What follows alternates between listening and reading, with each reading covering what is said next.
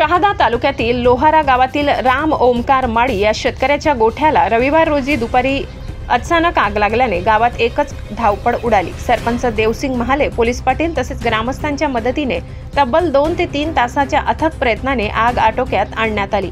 गावकऱ्यांनी शहादा येथील नगर परिषदेच्या अग्निशमन दलाच्या गाडीला संपर्क केला असता गाडी तब्बल 2 तासांनी उशिरा आल्याने अग्निशमन दलाच्या कार्यप्रणालीवर प्रश्नचिन्ह निर्माण होत आहे। अग्निशमन बंब दाखल होतो तोपर्यंत गावकऱ्यांनी आग आटोक्यात आणली होती।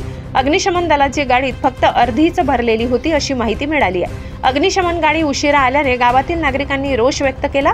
या घटनेत कोणतीही नागरिक जीवितहानी झाली नसली तरी या घटनेला जबाबदार कोण असा आरोप गावकऱ्यांनी प्रशासनाला विचारलाय।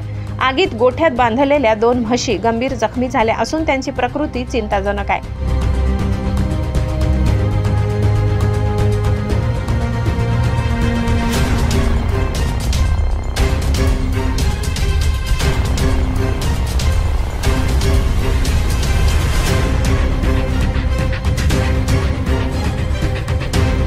या आगीत पाईप तसेच शेती उपयोगी साहित्य जळून खाक झाले।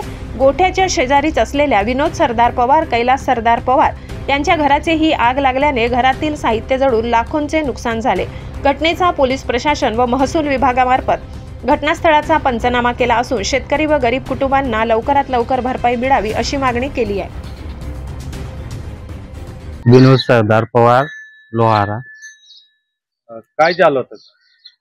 ते आग लागणे उघडावर बाजू में घर हाथ लाला पूरा सिल गई। तुमचं घर होतं? हाँ।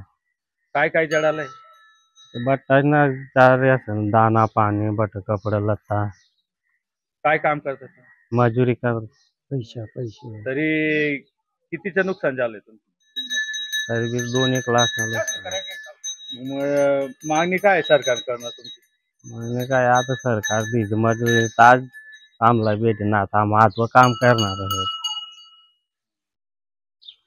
लवकर तर भरपाई भेटायला पाहिजे। हाँ।